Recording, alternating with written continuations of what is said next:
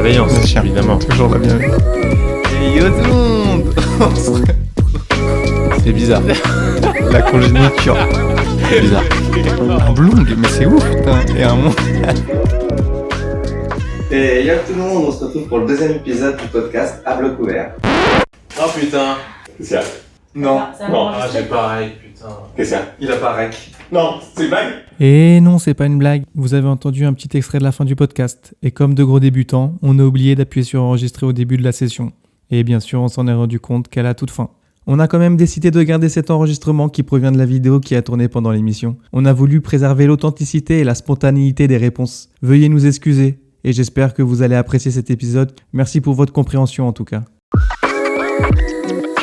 Merci à tous pour vos retours sur le précédent épisode. On a bien pris en compte toutes vos remarques et suggestions. Je suis évidemment accompagné de mon acolyte de toujours. Bonjour à tous, c'est Mathieu. Merci beaucoup pour le premier épisode. Ça fait plaisir tous les retours qu'on a eus. Aujourd'hui, on a la chance d'être avec deux grands chirurgiens. Deux chirurgiens de renom. On est avec Cassandre et Peter. Est-ce que brièvement vous pouvez vous présenter? Bonjour. Et donc Cassandre. Moi je suis chirurgien vasculaire. C'est donc ceux qui s'occupent des vaisseaux en partie bouchés. Ce sera plus simple pour la population un peu générale. Et moi ça fait pas longtemps que je suis diplômée. Ça va faire, j'ai fait mes 13 ans d'études et donc j'en suis sur ma 13e année et je suis à peine diplômée. Félicitations. Merci. Une grande libération, merci. Et du coup on a Peter. Oui. Pareil, tu vais te tutoyer, tu vois. Bravo. Il y a eu un mouvement depuis 5 ans, mais là ça Écoute, ça me fait vraiment. plaisir. Moi c'est Peter et je suis chirurgien orthopédique. C'est-à-dire qu'on s'occupe de tous les os et les articulations, de la tête aux pieds. Et moi je suis chirurgien depuis bientôt 8 ans. Quand tu dis des os de la tête aux pieds, est-ce que en tant que chirurgien orthopédique, tu as une spécialité? On le devient tous. Moi je m'occupe de la main, de la hanche et du genou, ce qui est pas banal, on va dire. Un peu de mensup et un peu de mensup, un peu de membre. Du coup, pour les gens qui sont pas trop du milieu, qui connaissent moins bien le bloc que nous quatre, on va essayer de poser un peu les bases. Et donc pour ça, je vais te demander, Cassandre, si tu veux bien, nous expliquer un peu comment on devient chirurgien. Oui, parce que c'est vrai que j'ai écouté le premier épisode, il y a beaucoup d'informations, c'est hyper bien, mais je me dis effectivement, pas facile de suivre forcément les choses, mais j'ai déjà entendu que vous aviez parlé de l'internat, des internes, des externes, etc. D'ailleurs, je fais mon mea culpa Ah, sur l'internat parce que premier épisode, je me suis fait incendier par mes potes médecins. Ils m'ont dit qu'on devenait pas du tout interne à la 5e année, mais on passe bien le concours de l'internat à la fin de la 6e année. J'allais te reprendre là-dessus. Donc j'ai fait mon mea culpa. J'ai des potes médecins qui me sont tombés dessus. Mais ça n'a pas changé, c'est pas ça. Si, en plus, c'est en train de changer. C'est en train de changer. J'avais raison. Tu fais leur dire que t'avais raison. C'est un C'est eux qui sont ils sont mieux. Comment on fait pour Ouais. comment t'as fait pour être chirurgien il y a pas longtemps? Ok, alors effectivement, tout d'abord, on est un petit bébé, on va faire l'externat. Donc là, c'est médecine générale. En gros, c'est la faculté, on apprend tout sur les pathologies cardiaques, respiratoires, un peu de tout. Et donc du coup, après, effectivement, on passe à un examen qui va nous permettre de choisir la spécialité, mais également de choisir aussi la ville où on va se former, qui peut changer à la suite de sa faculté. Donc moi, de mon année, parce que ça change tout le temps, au bout de 6 ans, on a fait cet examen, on appelle l'examen national classant, le CN. Et donc, en fonction de son poste, de son rang, on choisit la spécialité. Il y en a qui sont plus ou moins prisés, entre guillemets, au sein des étudiants. Parmi les plus prisés? Attention, roulement de tambour, la cardiologie, la dermatologie, et je ne sais plus. La plastie, non? Et La chirurgie plastique. Il y a la plastie, La plastie, oui, très bien, c'est sûr. dans les premiers. Hein. Forcément, ceux qui nécessitent des astreintes plus tard dans la vie sont un petit peu moins prisés, on va dire. Après, donc, cette durée de spécialisation, qu'on appelle l'internat, va varier en fonction de la spécialité qu'on a choisie. Donc, médecine générale, pour vous dire, c'est une spécialité qui dure maintenant 4 ans. Et la cardiologie, par exemple, c'est 5 ans. Et la chirurgie, en général, c'est 6 ans. Donc, supplémentaire par rapport à la faculté. Donc, en gros, si on calcule, ça fait bac plus 12. Et ensuite, on appelle le post-internat. Donc ça, c'est les postes, surtout pour la chirurgie, qui nous permettent d'avoir accès plus tard, si on veut, pour l'installation, au secteur 2. Et donc, il faut avoir fait du post-internat pour se permettre en fait d'avoir le secteur 2 et donc de faire du dépassement d'honoraires, notamment en clinique. Mais c'est aussi pour mieux te finir de te former, parce qu'en fait, même les 6 années d'internat, ça suffit tout juste Oui. pour devenir En fait, tu compétent. veux dire qu'après bac plus 12, On n'est pas tu formé. n'es pas encore Ah ouais. À peine. Tu peux pas arriver et poser ta plaque et dire Bah, dis-toi déjà que tu as fait 6 ans d'externat où tu n'as pas fait de chirurgie. On parle de la chirurgie, hein, du coup.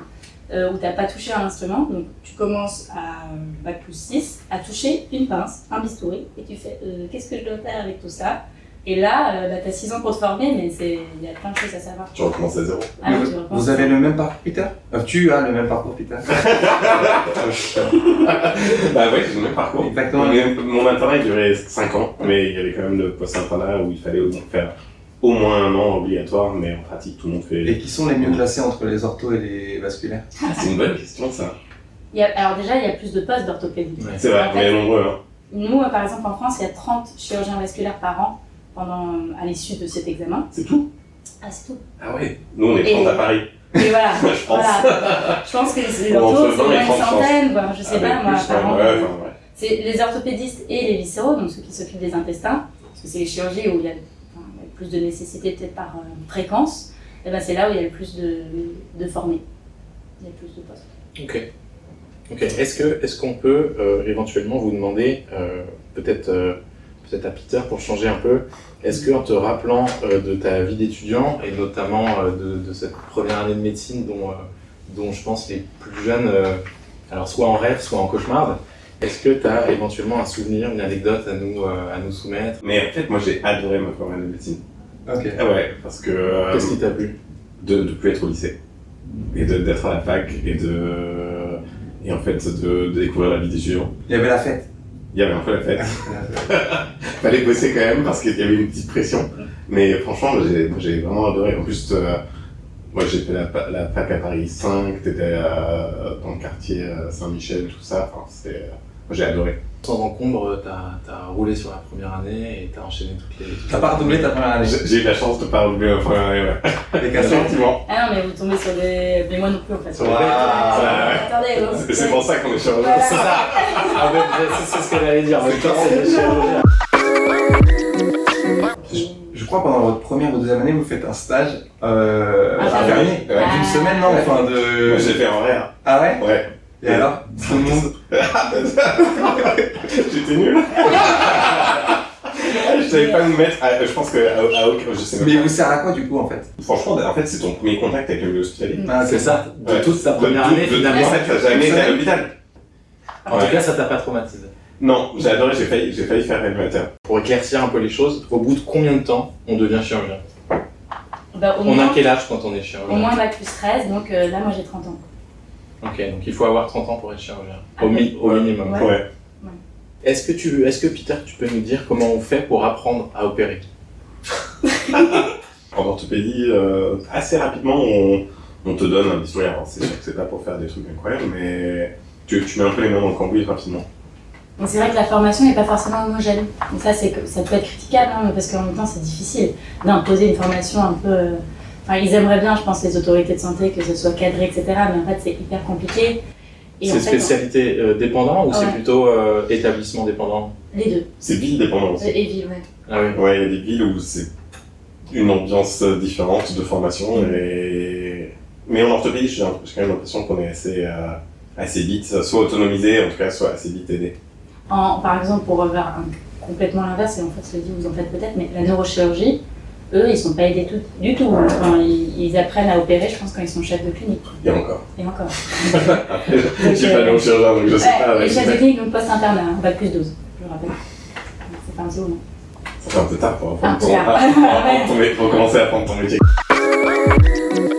Donc vous avez un boulot qui est quand même très manuel, technique. Vous avez besoin d'utiliser clairement vos mains et de savoir ce que vous en faites. Donc tu peux être chef et ne jamais avoir manipulé, utilisé tes mains sur un patient. T'as pas des TP où tu dois utiliser tes mains, où on te met un peu en situation. Moi, j'allais dire, parce qu'en plus, c'est ce que je fais maintenant avec les internes, c'est qu'on va quand même à des cours de dissection. Donc c'est un peu particulier, là. On va dans une école de chirurgie, on va faire des dissections sur des dons du corps. Et donc ça nous permet ça permet un petit peu déjà d'avoir certaines gestuelles C'est pas accessible dans toutes les villes. Il y en a quelques-unes qui ont des écoles de chirurgie, mais pas forcément toutes. Et après, moi je pense quand même que la plupart des assistants et des chefs de clinique ont touché et ont fait des choses. Je pense, ouais. Ils ont pas fait des trucs de ouf, mais peut-être, mais... Moi j'ai fait beaucoup de choses. Alors, petite question, comment s'organise une journée de chirurgien? Entre le staff, les consultes, le bloc, le café, le repas... Nous, en orthopédie, on a systématiquement un staff tous les matins, on discute des urgences et des patients qu'on n'a pas la veille. Et après, c'est obligatoire. Le café, c'est quasiment obligatoire. Et après, ta journée, ça dépend de qu'est-ce que tu vas faire. Si t'opères, tu descends en bloc et t'opères jusqu'à ce que t'aies fini. Et si t'es pas au bloc, souvent ta journée est un peu moins speed. Et donc, soit tu vas en consultation, soit tu fais la visite. Ça veut dire quoi faire la visite? Ça veut dire que tu vas faire le tour de tous les patients qui sont hospitalisés et vérifier que tout va bien. Des patients que tu as opérés ou que tu vas opérer? Et des patients qui ont été opérés par les autres. Est-ce que vous auriez un conseil pour les plus jeunes qui ont envie de faire ce métier? De ne pas écouter ceux qui disent fais pas ça, ou c'est trop long, ou un truc comme ça. C'est trop dur. Ou que c'est trop dur, ou que t'es pas fait pour ça. Ne pas se décourager devant le Non, nombre si t'as envie d'années. de le faire, je pense qu'on peut le faire. Moi, il y avait un chirurgien ortho qui m'a dit quand j'étais externe, ah là, faut pas que tu fasses de la chirurgie, machin. Ça m'a donné 2 fois plus envie de le faire. Moi j'aurais tendance à dire, ouais, c'est sûr qu'il faut y aller à fond parce que ça peut être dur, mais il faut quand même avoir anticipé les conditions de vie derrière après et sa vie perso. Parce que après, c'est peut-être parce que moi je suis plus jeune, j'ai envie d'avoir du temps pour moi aussi, pour une vie de famille, etc. Mais c'est pas anodin quoi. Je reviens sur ce que tu avais dit dans le premier épisode, tu ramènes des choses à la maison. Hein. Tu ramènes du travail à la maison, ça trotte dans ta tête, tu vois. Du coup, si vous voulez bien, on va parler du coup du stress, parce qu'on peut dire quand même que vous avez une profession qui est méga stressante, super stressante. Pour schématiser un peu, avant l'intervention, c'est un peu comme avant un décollage, pour faire le comparo avec un pilote de ligne. Comme à l'épisode 0. Comme l'épisode 0, exactement. Ouais, c'est vrai que j'ai fait ça. J'aime bien cette analogie, surtout qu'on utilise la checklist et tout, un peu inspiré du monde de l'aviation. Donc avant une intervention, il y a le plan de vol. On se prépare donc en conséquence. Néanmoins, il peut y avoir des intempéries, des pannes moteur ou des passagers qui viennent un peu mettre la pagaille et du coup perturber le vol. Du coup, avant de partir sur une intervention, tous les chirurgiens connaissent le plan de vol, ou presque, parce que j'en ai vu certains réviser juste avant sur internet. Tuto YouTube.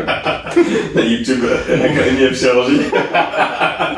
Mais ce qu'on peut dire, c'est que vous réagissez pas tous de la même manière face aux aléas. Un bon chirurgien, à mon avis, c'est un chirurgien qui connaît le meilleur plan de vol, c'est sûr, mais qui a aussi une grosse capacité d'adaptation et de réflexion face aux aléas. En tout cas, d'un point de vue infirmier, il y a 3 types de chirurgiens face au stress. Il y a le chirurgien qui stresse dès l'incision. C'est un peu rare, mais ça existe. Et en règle générale, c'est dur pour nous parce que ce stress transforme notre chirurgien en bête féroce. Et il va se mettre à crier et clairement oublier de mettre les formes quand il va parler aux autres acteurs du bloc. Le deuxième, c'est un peu celui qui stresse uniquement quand un aléa survient. Et enfin, il y a ceux qui ne stressent pas ou alors qui ne le montrent pas. Est-ce que vous êtes vous-même sujet au stress? Déjà, on va te renvoyer la question. Tu nous mets dans quelle catégorie? C'était sûr de vouloir le savoir. C'est une bonne question. Non, en vrai, c'est une bonne question. Je me la suis posée. Et il peut y avoir des aléas qui surviennent et pas stresser à tous les coups. Mais il y a des fois, il y a quelque chose qui se passe et d'un seul coup, vous changez, vous métamorphosez un peu. Et là, on sent que le stress est en place. Et du coup, on sent surtout qu'il faut qu'on agisse en conséquence pour que tout se finisse correctement. C'est vrai. C'était moi, on m'avait appris que pour l'intervention, il fallait prévoir tout ce qui allait mal se passer. Et donc, quand globalement, t'as prévu tout ce qui allait mal se passer et que ça arrive, c'est énervant ou agaçant, mais comme tu l'avais anticipé, ça va, tu n'es pas pris au dépourvu. Et le pire, c'est quand t'as un truc imprévu que t'avais pas anticipé qui pouvait arriver. Et là, j'avoue que Genre il y a une semaine avec moi. c'était celle-là, je m'y attendais pas. Il y avait un peu de stress dans l'air. Non, ça va, il est pas stressé. Je pense que Peter, il garde en soi. Il rumine un peu. Moi, je pense que Peter, Il rumine un peu, puis peut-être parce que je suis Vincent aussi, il m'a pas. Mais enfin, Mais en plus, il y avait plein de trucs il y a plein de choses qui n'allaient pas dans cette intervention, avec un gars du labo, avec un ancillaire qu'on n'utilise jamais. Voilà. Et moi, très gentiment, je dévisse quelque chose pour le ranger dans sa boîte. Il fallait pas du tout le dévisser en fait. C'était le pointeau du laser, enfin pour une hanche qui avait sa mesure exprès. Et... Ouais, que j'avais passé 5 minutes à régler. Et qu'après tu l'enlèves pour pas que ça gêne, et après tu le remets pour justement le moment où t'en as besoin. Et entre-temps, il il avait été démonté. Du coup, avant ton intervention, t'avais pas prévu que l'IBOD allait dévisser le truc? Non, ça j'avais pas prévu. Mais du coup, sa réaction plutôt un peu en mode. Bon, t'es un peu chiant, mais ça va. L'intervention, enfin, en soi, c'était un peu chiant tout ce qui se Ouais, en passait, fait, donc. il y avait. C'était juste la petite goutte d'eau. Ouais, en fait, quand il y a tout qui va mal, quand il y a un truc en plus ou un truc qui va mal, qui va moins bien, ça change rien. Est-ce que vous ressentez du coup ce stress? Comment vous le ressentez? Comment vous arrivez à le mettre de côté ou à l'évacuer ou... Non, est-ce qu'on d'abord, on est tous d'accord pour dire que c'est une profession stressante? Oui. Ouais. Bah oui, mais après, je sais pas, moi j'ai toujours eu l'impression de faut y aller, il faut pas avoir peur d'y aller. Enfin, en fait, en tout cas, c'est comme ça que j'ai un peu cette personnalité-là. C'est une qualité parfois. Enfin, en vasculaire, si on a peur, sinon on n'avance pas, on panique, etc. Il faut effectivement avoir planifié, avoir plein de plans dans la tête, etc. pour finalement, je sais pas, le pontage il marche pas, donc on va aller faire autre chose, etc. Bref. Et puis moi, pour rebondir sur le côté pourquoi c'est stressant, en fait, si tu es dans un cadre, donc parce que moi, je priorise beaucoup aussi le travail d'équipe, ça veut dire qu'il faut avoir communiqué avec les anesthésistes, avec les infirmiers, avoir tout anticipé. Et si tout ça, c'est bien, qu'il y a une sorte de cohésion, parce que c'est le plus important. Alors certes, le chirurgien est un peu, comme tu l'avais dit, un peu le chef d'orchestre, mais tout le monde est important en fait. Donc il faut que tout le monde soit au courant. Moi, j'aime bien expliquer aussi pendant l'intervention ce que je fais, parce que plus tout le monde a compris, plus les gens pourront m'aider, anticiper avec moi, et donc du coup je me sens beaucoup moins seule, et donc moi je suis pas stressée après. Tu soulignes un point important, c'est la communication pendant la chirurgie. C'est vrai que plus elle est claire et plus c'est simple pour tout le monde en fait. Ah ouais. Puis moi j'aime bien, même en dehors du bloc, expliquer les étapes de la chirurgie, j'aime bien. Ce qui est bien, c'est de pouvoir appeler des copains aussi quand on de faire appel à un ami. Il y a un gros travail d'équipe. Ah bah ouais.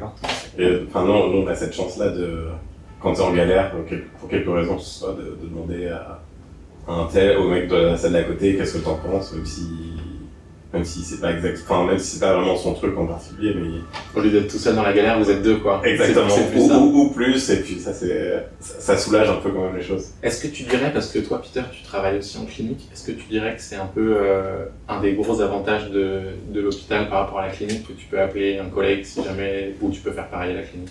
Tu peux faire ça un peu à la clinique, mais en fait pas trop. Et tu peux carrément faire ça à l'hôpital, et c'est beaucoup plus, ça rend les choses quand même beaucoup moins stressantes, je trouve. Ok. Est-ce que vous avez du coup une manière d'évacuer ce stress, ou vous direz que Comme de pas stresser en fait. vous rentrez chez vous, vous faites... Ça dépend de la journée. C'est vrai. En fait, c'est un bon point, parce qu'en fait il faut avoir le temps aussi. Moi je rentre par exemple 20h30, 21h parfois. Non, j'ai pas le temps d'aller faire du sport, j'ai envie de manger, j'ai envie d'aller dormir. Et donc évacuer le stress, C'est dormir. c'est dormir. On bien. Non, mais... Bien. Moi, des fois, je me couche à 20h30. Ouais, clairement. T'as passé une journée de merde.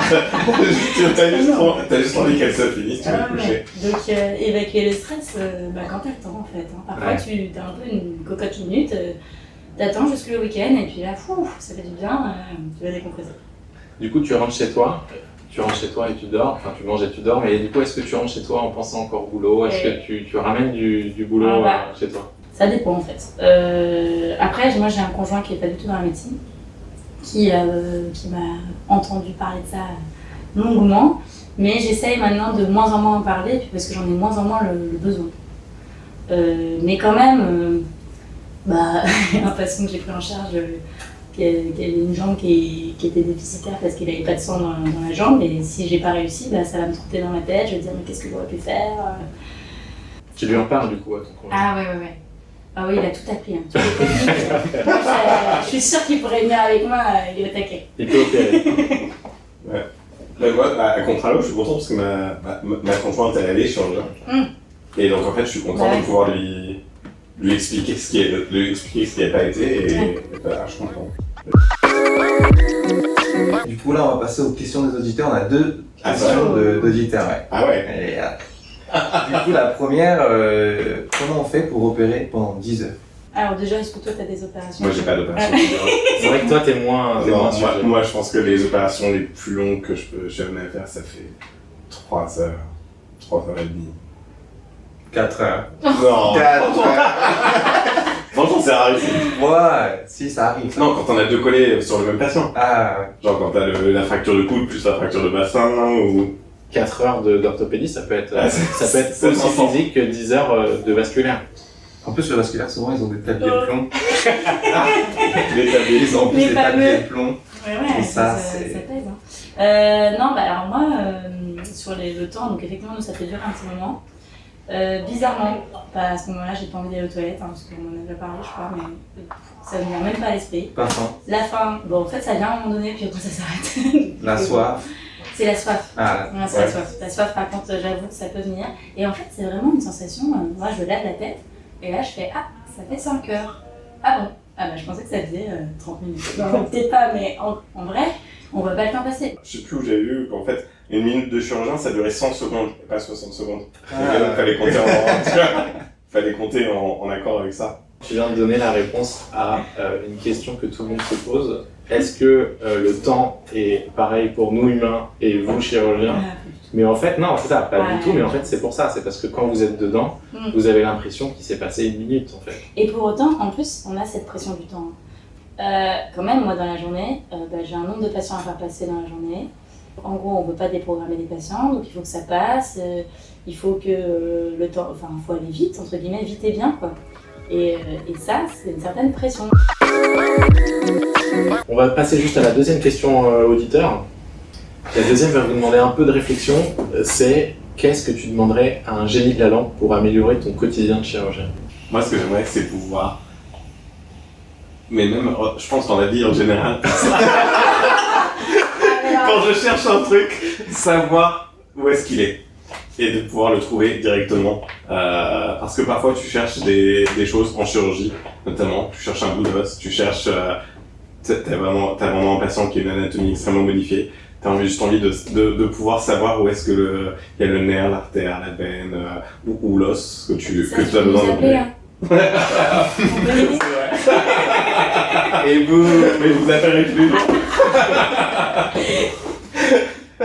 Et de juste pouvoir savoir qu'est-ce qu'il y a derrière ce que je suis en train d'opérer, ça me rendrait la vie plus facile. Et ça va arriver pour le moment avec tout ce qui est scanner péropératoire, navigation, réalité augmentée, tout ce qui va nous faciliter la vie et nous donner des beaux jouets avec lesquels jouer, ça va être sympa. Parce que j'allais dire un truc bateau en mode si les gens arrêtaient de fumer, déjà je serais plus tranquille. Ouais, mais c'est ce qui rapporte votre taf aussi en soi. Oui, Ouais. bon. Non, mais c'est intéressant, tu peux- Si t'as plus de patients, tu vas être triste. Oui, c'est vrai. Mais il n'y a pas que ça, c'est Non, non, pas... y a Si pas les que personnes ça. arrêtaient de faire de la trottinette électrique, ça irait mieux pour... Du coup, on vous a comparé avec un pilote de ligne. Et est-ce que maintenant on peut le faire à l'analogie avec un sportif de haut niveau? Clairement, il faut s'entraîner dur pour arriver à ce que vous faites. S'habiller avant chaque intervention, la profession est quand même relativement physique. Est-ce que, comme les grands sportifs, avant une intervention, vous allez vous préparer, vous avez quelque chose de superstitieux, comment vous vous préparez, vous avez des petits mimiques Ah bah évidemment, moi j'ai Rocky dans la tête, puis j'y vais à fond. Non, Ça va non, mais parce qu'en fait, quand on disait ça, j'étais en mode. Voilà, non, pas du tout. Est-ce que j'ai des limites? Non, non, hein, pas. En fait, c'est tellement des gestes tous les jours les mêmes. T'as pas de toc? J'ai pas de toc, T'as non. pas de toc ou pas? T'as pas un petit rituel? Ah, par contre, si, j'ai ma petite enceinte. Ah Ah oui, On peut attendez. pas, on peut pas opérer sans musique. Oui. Ah non, toujours de la musique. Voilà. Et puis alors là, en fait, je suis en train de développer ma playlist, donc ouais. Mais non, il y a la musique évidemment. C'est très important. Tu parlais d'un interne qui chante pas de la bonne façon, ça veut dire que t'as quand même tes petites Ah, j'ai habitudes. quand même mes tocs.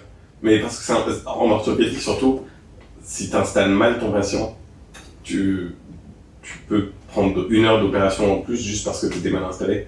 Et comme c'est hyper facile mais qu'il faut juste le faire avant, si tu le fais pas, ça peut être intéressant. Donc t'as ta façon à toi d'installer tes patients. Exactement. Et Et de les champer. Et elle diffère d'un chirurgien à l'autre? Ouais, je pense. Après, dans le service, on a tous appris les uns des autres, donc je pense qu'on n'est pas tous complètement différents, mais c'est vrai qu'on n'est pas tous pareils, et je pense que l'interne, il doit avoir une fiche avec comment champer avec tel chirurgien, comment champer avec tel chirurgien. Mais pas de superstition. Non, pas trop. Pas un caleçon troué, Ah, des mais chaussettes. J'ai l'impression qu'il y a une déception dans ta voix, mais non. Non, mais c'est pour les sportifs, ils sont très superstitieux. Ah oui. C'est pour ça. Et une autre question, du coup, est-ce qu'il y a de la compète saine entre vous, chirurgiens? Ah oui. De toute façon, mon esprit de compétition elle est là depuis le début de la médecine. Hein. Je pense que c'est formaté avec nos études. J'ai l'impression que moi, j'aime ça.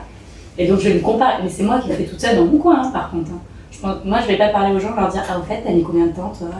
Et toi, t'as mis combien de temps ?» Non, ça, je fais pas. Mais par contre, je regarde.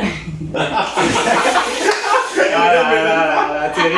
Elle a un petit carnet, elle rentre les temps de tout le monde. Mais pas les autres, je m'en fous. Mais Alors, moi, je PowerPoint. compare.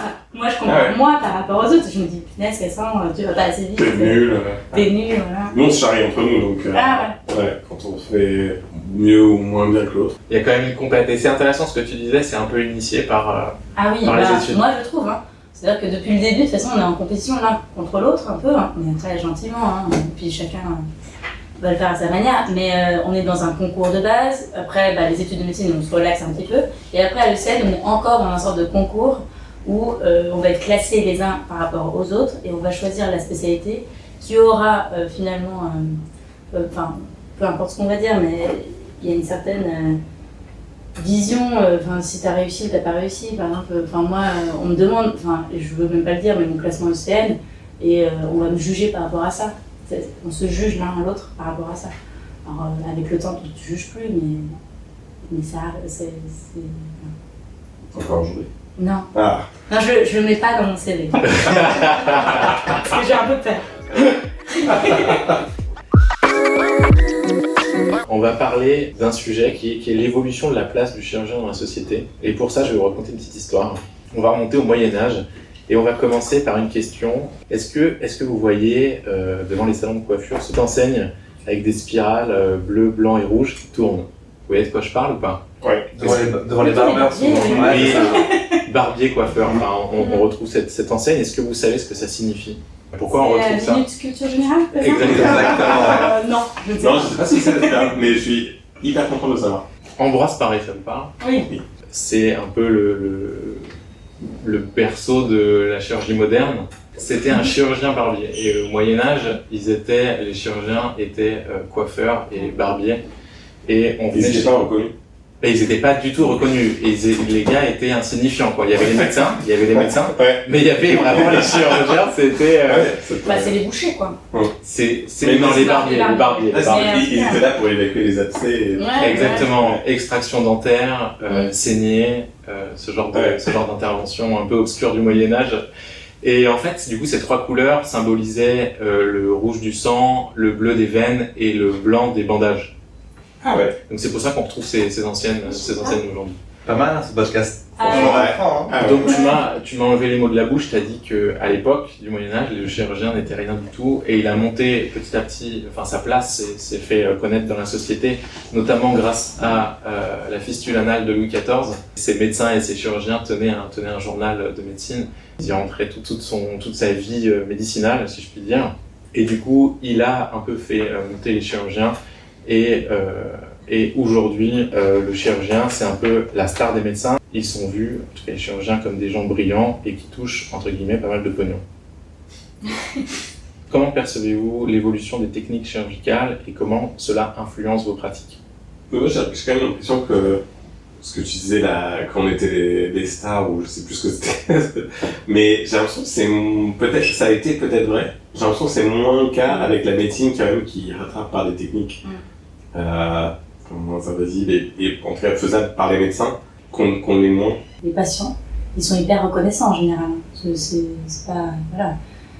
On est le chirurgien, effectivement. Moi, je parle par rapport à des amis qui sont médecins généralistes. Ils ne sont pas du tout aussi reconnus que ça. Et c'est sûr qu'on n'aura pas le même rapport. On est le spécialiste.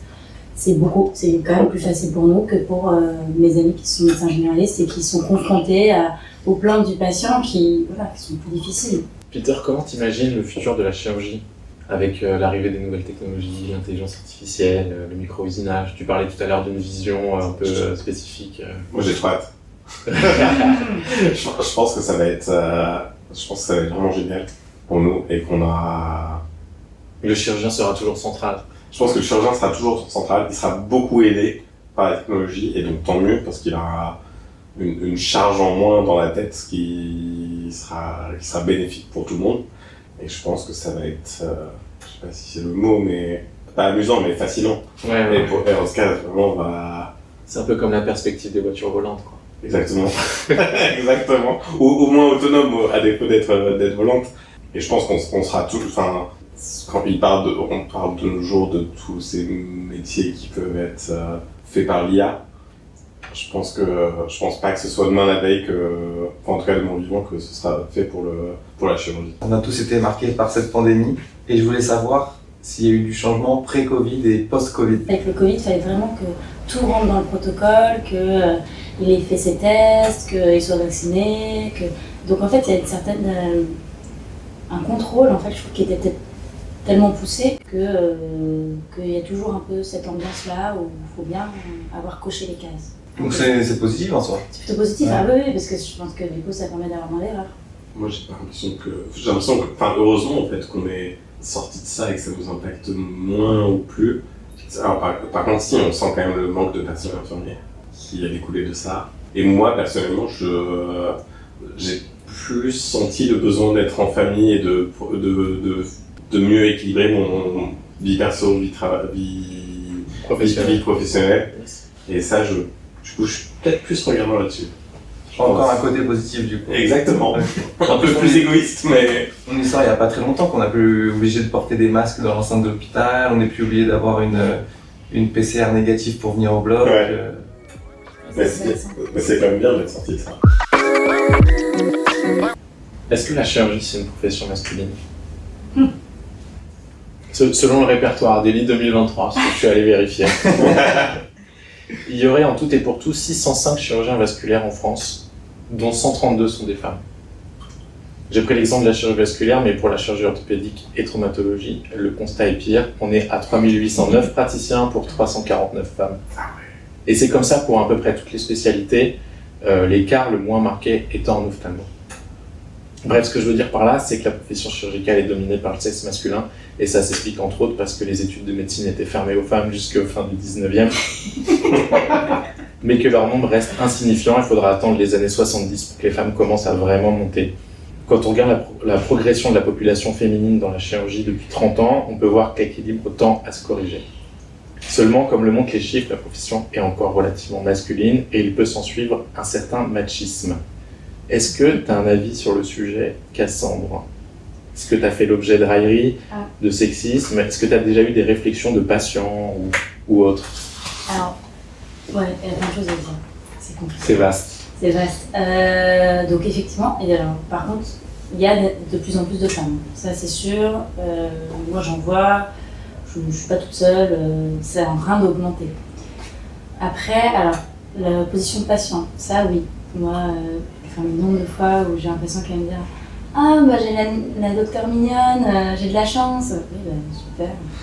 Je suis pas là que pour ça. Enfin, voilà. Bon, c'est un peu particulier. Après, pendant ma formation, j'étais en chirurgie cardiaque et j'ai le chef de service avec qui j'opère. En première, moi j'étais l'aide. Et bon, bah, il s'avère que je devais sonder le patient. Avant la chirurgie, c'est comme ça, on met une sonde urinaire. Donc je mets la sonde urinaire, bon, bah, réaction assez habituelle, hein, rien d'étonnant, il y a une érection du patient. C'est normal. Hein. Et donc le chef de service arrive dans le bloc, devant tout le monde, hein, du coup, infirmier, anesthésiste, etc. Et il dit « Ah bah Cassandre, je vois que tu fais pas que de l'effet pendant le bloc, quoi. Tu fais pas que de l'effet à l'extérieur du bloc. » Je dis « Bah en fait, ça se dit pas, ça. » Tu as dit? Bah non, évidemment. Non mais c'est là le problème. Bah oui, c'est bien le Après, problème, ça. En fait, t'as jamais vu du chef, de toi, t'es quand même en hiérarchie inférieure à lui. Et tu te dis, et tu te retrouves toute bête à te dire, après tu rentres chez toi, tu te dis, mais j'aurais dû dire quelque chose, voilà, Cassandre, t'aurais dû poser tes points, mais sauf que non, tu le fais pas. Et bon, ça c'est vraiment anecdotique parce que ça m'est arrivé une fois, donc ça va. Mais j'ai pas d'autres exemples en tête.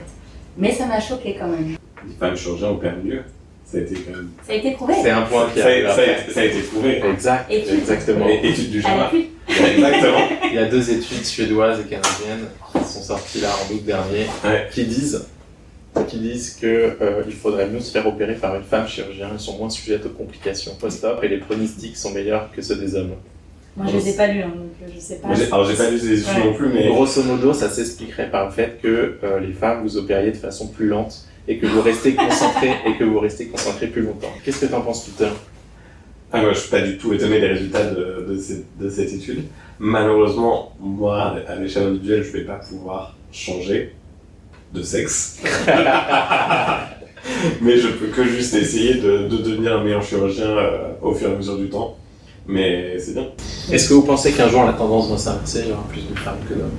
Bah, en fait, le simple fait qu'il y a plus de femmes qui font des études de médecine. Donc peut-être que du coup ça va s'inverser un petit peu. Mais moi j'espère. J'ai hâte qu'il y ait plus de femmes en chirurgie. Je pense que ça peut que être mieux. Quel serait ton pire souvenir en tant que chirurgien? En orthopédie, on n'a pas beaucoup de patients qui décèdent au bloc opératoire. Et je me souviens d'un patient qui est décédé au bloc opératoire. Et, c'était quand j'étais interne dans un autre hôpital, parce qu'il avait une infection qui était juste trop grave. Et ça m'a. Ouais, c'était pas un bon souvenir. Dans le cadre de votre profession, c'est quoi votre plus grosse fierté? Est-ce qu'il y a un truc vraiment où vous dites là, franchement, j'ai déchiré, j'ai roxé? Il n'y a jamais un patient qui est venu vous voir ou qui vous a tellement remercié que vous dites ouais, c'est vrai quand même là, j'ai fait Vous du boulot. êtes fiers tous les jours en fait. En fait, on a de la chance, parfois on a des patients qui nous disent vraiment merci. Effectivement, ça met vraiment du beau. Et quand tu as de la chance, tu as vraiment une consultation entière. Oui. Donc, sur une après-midi, tu vas avoir que des post-op qui vont bien. Et là, franchement, tu ressors avec un glow. Les post-op qui vont bien, ça veut dire que c'est les patients que tu as opérés qui reviennent te voir en consultation, que Oui. tu dois revoir en Que consultation. tu dois revoir en consultation et tu les revois. Et il n'y en a pas un qui va mal. Et ils te disent tous merci, c'était vraiment super. Et ça, c'est vraiment sympa. Mais parfois, du coup, tu as aussi à l'inverse une consultation entière où tous les patients qui vont moins bien sont évidemment tous réunis sur une consultation. Et là, c'est un peu moins satisfaisant. Après, c'est un peu. Enfin, moi, la chirurgie, pourquoi j'ai choisi ça aussi, c'est parce qu'il y a le côté.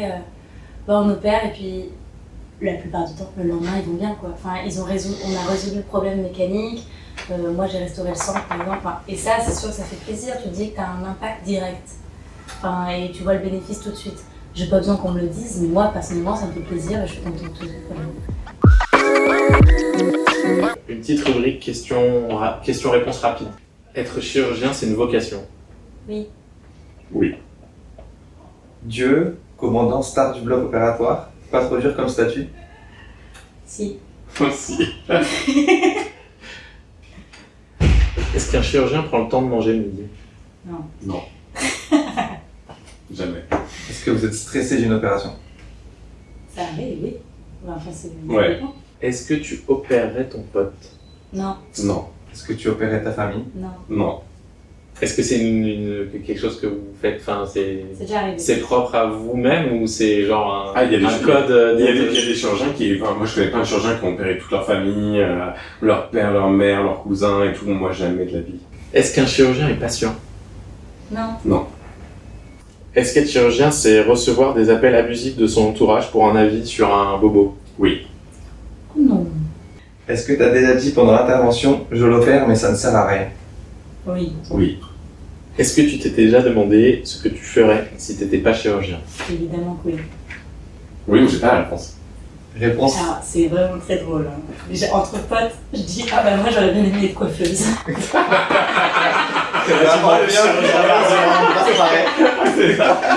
On a bouclé.